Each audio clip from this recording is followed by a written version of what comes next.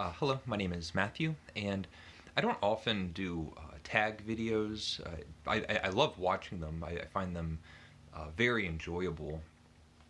But even if I am tagged in a video, or if there's a tag video that um, makes me think, um, my reluctance usually comes from feeling like I might not have many interesting things to say, or I might just be repeating myself. Um, but I just got home from work, and I just felt like making a video, and there was a tag that I saw, and I was tagged in by Kelly, who has a wonderful channel, Books I'm Not Reading. I'll leave a link to her channel. And she tagged me in a video that actually, um, I loved her answers uh, to the tag, but um, the list of questions mostly irritated me, and I was actually thinking about it throughout the day while I was at work, and decided I would just go through the questions. And it's the Middling Book Tag, and it's a list of questions directed towards booktubers that have between 1,000 and 10,000 subscribers, and that apparently is defined as a middling booktuber. And um, the set of questions is one of these kind of meta tags where we're talking about uh, being on YouTube, being a part of BookTube, and what it's like to make videos and feel either successful or just feel good about the content that you're making. And a lot of the questions center around having a bigger channel. Whatever, if you have a channel, whatever number of subscriber, um, the idea is that you want a bigger number of subscribers. And I'm really not sure how interesting this kind of video would be to a viewer that's not making videos, someone that is just getting home from work and wants to listen to somebody talk about interesting things. And I'm not so sure how interesting it is to listen to anybody talk about why they should be more popular or how they can become more popular. Um, Kelly's video, I think, really hit all of the uh, best points and the most hopeful, positive, optimistic view that you can take on questions like these. And so the first two questions, uh, what advice would you give to booktubers under 100 subscribers? And question number two, what advice would you give booktubers around the 1,000 subscriber mark? And as the questions go along, it becomes very apparent that it's all about how do you get more subscribers. That's what most of this is about. And not only do I not really have any advice, I feel kind of strange. It feels strange even thinking that I would be in a position where I could give advice. Right now, I have a little bit more than 3,000 subscribers, which of course makes me happy and grateful. My little channel is growing, and of course it makes me feel like there's people listening, and hopefully people like listening to me. That of course feels very good. How to get 100 subscribers, or how to get 1,000, or um, by implication 10,000 subscribers, I have no idea. I know from my channel, my goal was to make videos that, as best I can, replicate the conversation, my part of a conversation that I have with my friends, my friend Ben, my friend Kevin, Tony, a handful of friends that I have. And we all have our pile of stuff, our little pile of interesting things that we're doing. And we would, through the years, get together for coffee and exchange our stories. Most of the time, I would be reading a book of my social circle. Um, I read far more than anybody else, and I want to tell. I've always wanted to tell Ben or Kevin about the books that I'm reading in an interesting way, in a way that they would want to keep listening to me. And some of my friends, if I am being boring, would just call me out. They would say, "This isn't working. You think you're being amusing or clever, but you're not. Um, you need to keep working on whatever you think you're doing here."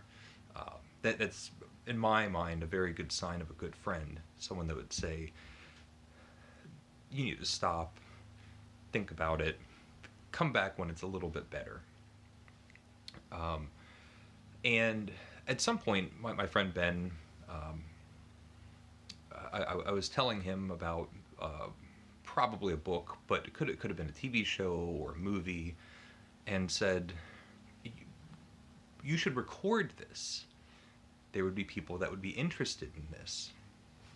And when I started my channel, I literally had Ben behind the camera. I have no experience presenting. I wanted to have the person that I talk to behind the camera to help facilitate the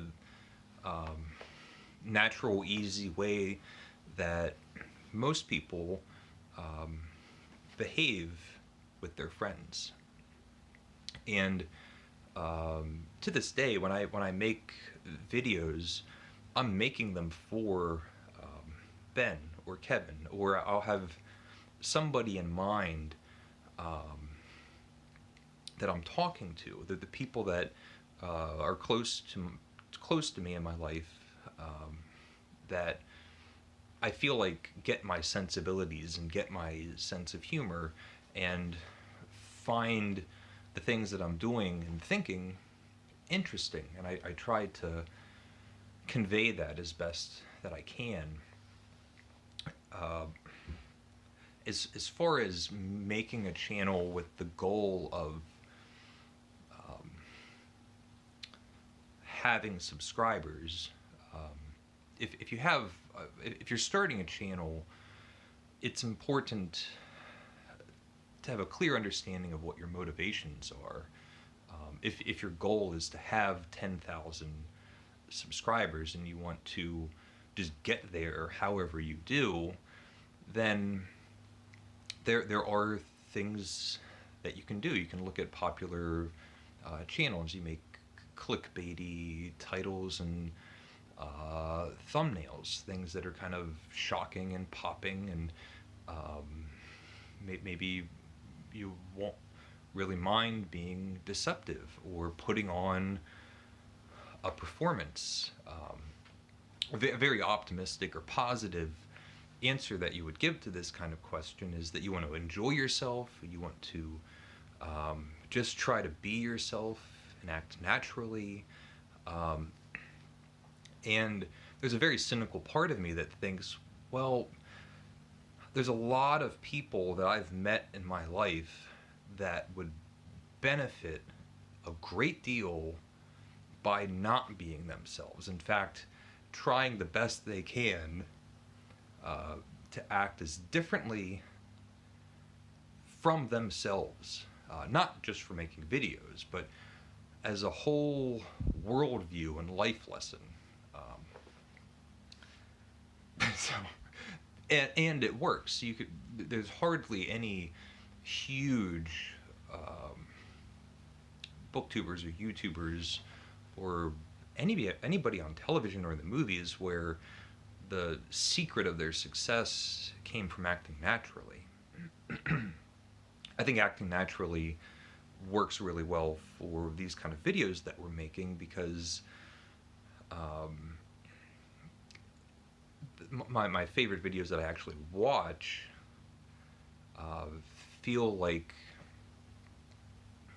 conversations over a cup of coffee or sitting down in a relaxing room and talking the night away. But for either one of those questions, understanding what your motivation is and where you want to go, we are on question number 3.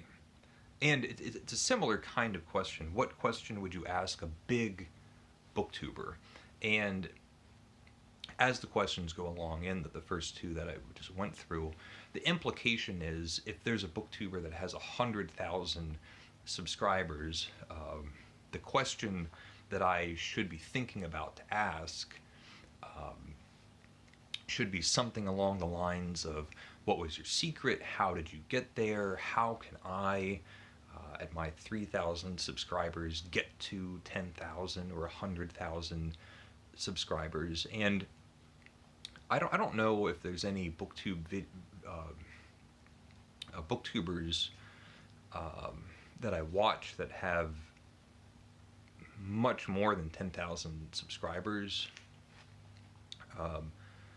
but that doesn't really interest me, and the answer that I would have for this question doesn't really follow the spirit of the questionnaire. With anybody, if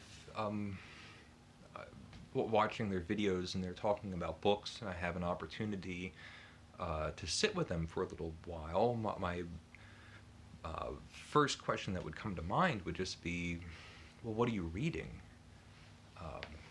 Very little about the internal workings of the success of their channel. Question number 4. Who is one big booktuber that deserves even more subscribers? And even more so than the other questions, this one starts to put a bad taste in my mouth, the idea of deserving subscribers, what someone deserves. Obviously, I start thinking about myself. I don't think in terms of how many subscribers I deserve. I don't deserve 10,000 subscribers. I don't deserve. It doesn't really. My mind doesn't really work that way. I'm grateful that I have 3,000 subscribers. When I first started my channel, and I had 10 subscribers, I didn't really know if I would hit 100. The idea of having 1,000 subscribers seemed out of touch, something that I didn't really need to consider as a reality.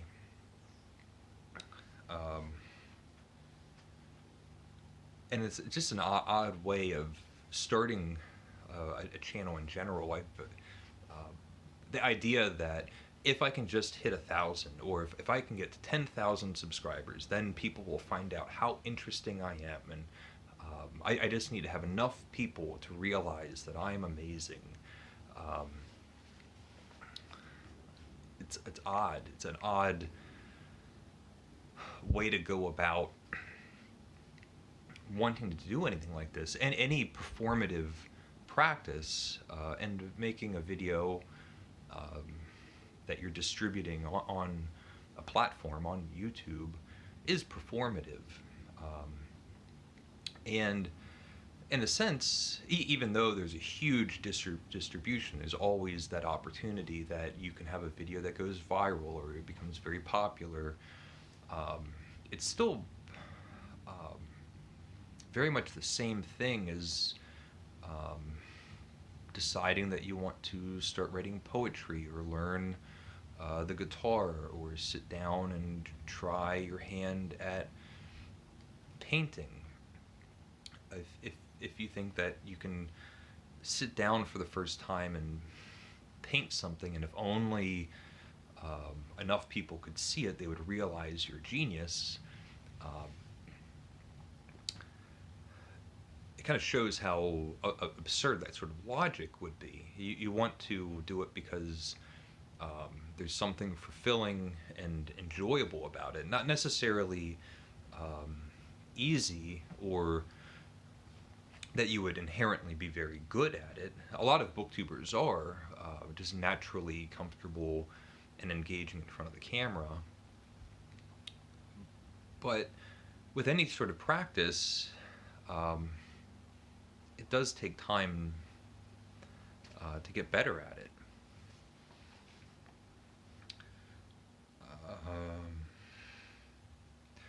I will say, if I had to name a booktuber that I think deserves more subscribers, I'll say Black Sheep Books, Jason's new iteration of a booktube channel. Jason, our Irish booktube colleague who has had a few iterations of having channels and taking them down.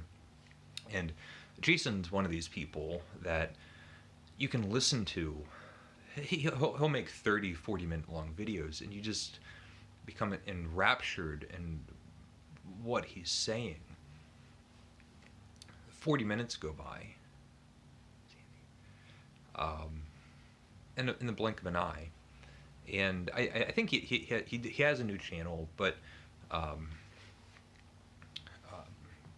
it's not that I think he deserves it or not, but he'll quickly have a lot of subscribers.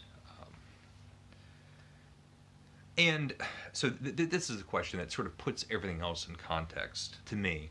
What do you consider the end game for your channel? What would equal success to you? So 1 billion subscribers, merchandising. It's just an odd, I think making videos for YouTube where you're talking about books is a strange avenue to take if you have a goal of success. And all of these questions don't make me think that it's like a personal enrichment that's the success. It's the subscriber count is the idea of these questions. And it just doesn't make sense to me. There's an episode of Friends, or at least a few episode arc, where Monica is dating Jon Favreau, the director of Iron Man, Jungle Book, and actor in different movies. And his character is this millionaire. At first, Monica thinks that he's perfect, except she's not really attracted to him. And finally, she gets over that. And then Jon Favreau reveals to Monica that he wants to be the ultimate fighting champion.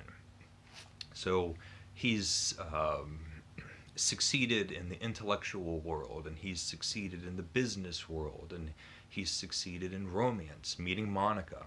And now he wants to take on the physical world, and he's going to join the ultimate fighting championship. And he tells Monica, I'm going to be the ultimate fighter. And he goes into the ring and just gets thrown around and destroyed. There's a few aftermath scenes where finally Jon Favreau's in a full body cast. And the comedy of that premise hinges on how ridiculous it is to just pick something out of the air and think, well, I'm going to be a huge success. What was the question? Oh, yeah, what is the end game for your channel? When I started, I don't really have an end game. My success has been consistent from when I started. My very first video was a huge success to me. I was terrified about putting myself out in the world and feeling embarrassed doing something that's humiliating. I'm a very quiet person. I don't talk very often. I'm not a garrulous or gregarious person in big social settings. I like to speak privately and one-on-one, which I've now succeeded in removing the other one, so it's now just one. And the fact that I did it, my first video is about a minute long. If you go back and watch it, you can hopefully, I imagine you would see the terror in my eyes. Every video since was a success. The fact that I just keep doing it. And of course, my little channel has grown. It makes me feel more confident. Every video that I make makes me feel that I'm doing something that's positive. Hearing people say they've read a book that I had talked about, or bought a book, spent their own money, even watching the videos, people spending their time, and our time is valuable. The idea of someone's listening to me feels like a very legitimate success. And I'm sure I have a feeling that my channel will kind of keep going along and growing. And don't get me wrong, I love that. But the videos that I make really are just a reflection of me shuffling around this house, reading the books that I want. What is something you wish... And I should say, I mean, right now I work I have a minimum wage job. I work at a customer service desk at a very large retail establishment in America, in North America. And if something happened where I all of a sudden had a side income, or somehow was able to make a living, maybe not making videos, but something else that I haven't imagined yet, I would be very happy about that. But I would hope that it would be because of a accumulation of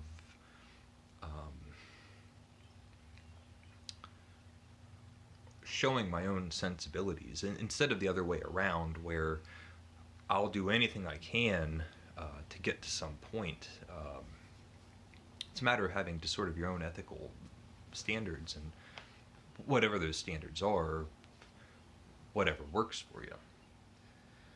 What is something that you wish you did better? Well, I wish I was a better reader. I wish I was better talking about books. As far as this engagement, that is primarily what we're doing, and so I want to communicate myself as best that I can.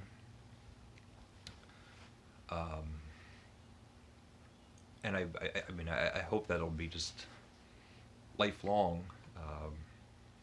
Sometimes you'll hear people talk about being embarrassed about their old videos, and I'm not embarrassed at all. One of the main things that made me think that I have to start making these videos was I had this idea of, well, maybe I'll make a video when I know what I'm doing, and having that uh, uh, obvious sort of bang on the head that I'm not going to be good at it unless I make videos. And um, I was uncomfortable in front of the camera and had a really hard time speaking. And um, each month, each video, and each month, I really feel like I got better and better. Um, and those old videos, at least in my mind, I've never watched them, but show that improvement, and I'm proud of that. What part of your channel makes you proud? So that was one aspect. As far as like the actual videos that I make, there are certain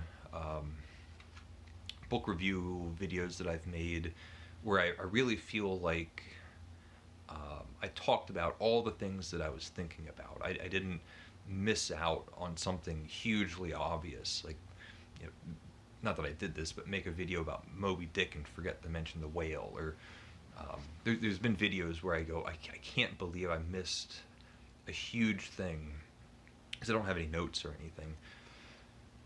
But there's other aspects that I'm proud of. Around the beginning of the pandemic last year, I did a series where I just read Winnie the Pooh, and I had so many comments and private comments, emails, just people letting me know like how comforting they found it. And the reason I did it was because it was in my private moments something that I felt like was a source of comfort for me, and I just wanted to share that. But there's lots of things that I'm very proud of. If you were going to start a second channel, what would that channel be? And I was, months ago, maybe at the beginning of the year, I was talking to another booktuber, and we had an idea. I'm not going to mention the booktuber because there's a chance that we might actually do it, but we had an idea of making like make a channel that would be a weekly conversation where we would have a Zoom chat and just talk about what we were reading, and then